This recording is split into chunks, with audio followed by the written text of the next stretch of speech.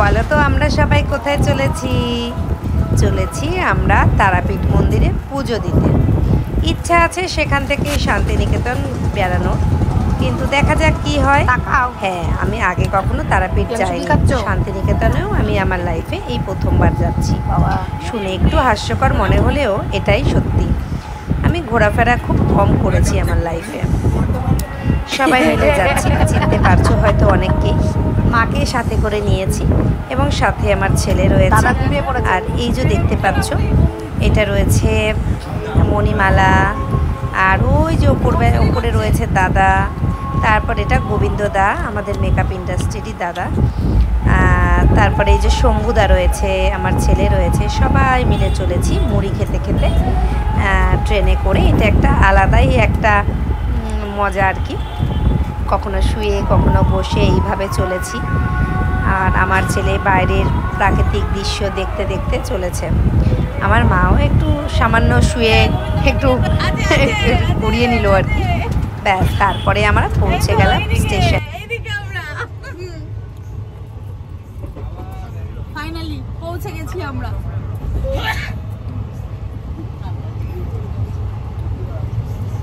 Finally Rampurhat পৌঁছে গেছি।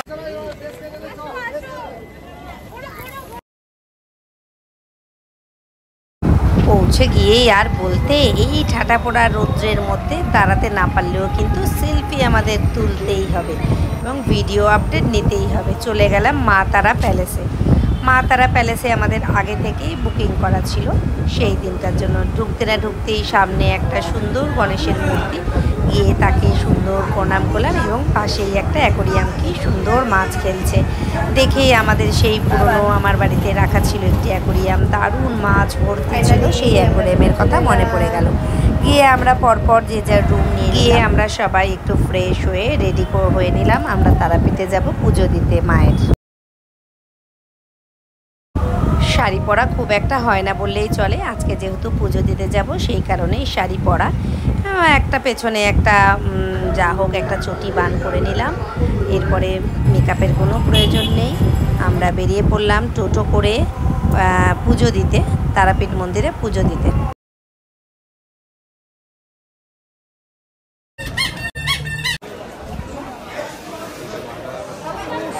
দারুণ!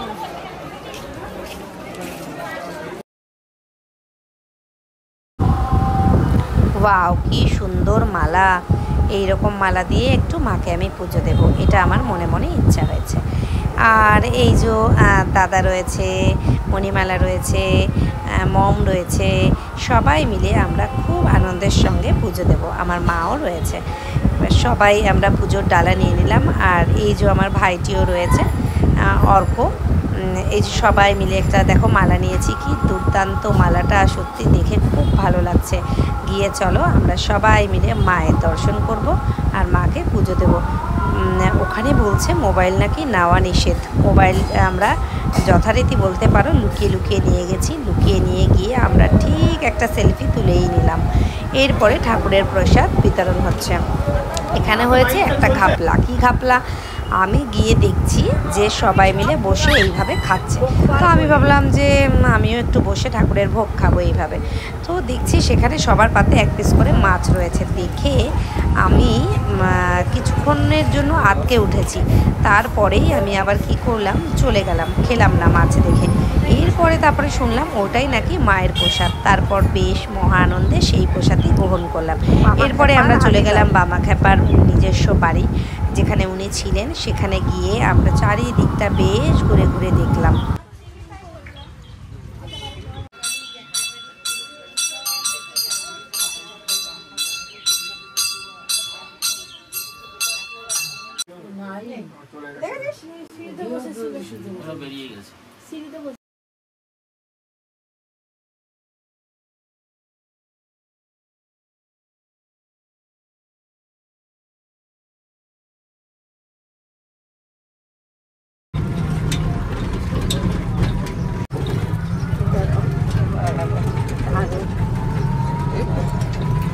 একটা বেল গাছ দেখতে। সেই বেল গাছে নাকি কাটা হয় না, কিন্তু বেলগুলো ভারী মিষ্টি। সেই বেল গাছটা আমরা দেখতে যাচ্ছি, যেখানে নাকি স্বয়ং মহাদেবের লিঙ্গ উঠেছিল।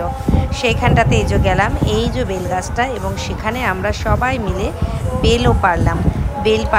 সেখানে বসে আমরা বেল খেলাম এবং মহাদেব বাবার পুজো দিয়ে আসলাম।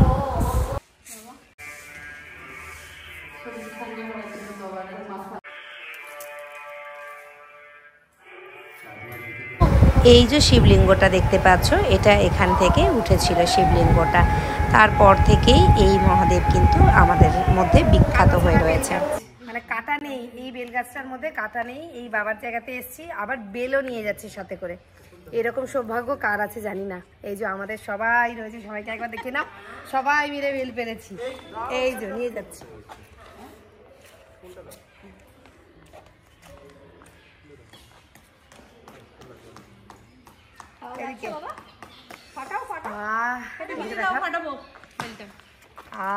এবার খাবো।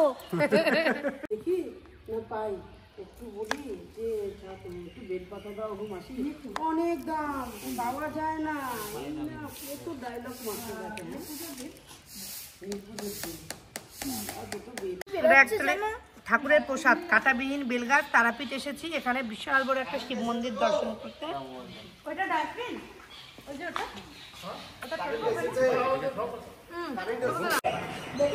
এই দেখো বাবার নন্দীকে দেখো কি সুন্দর।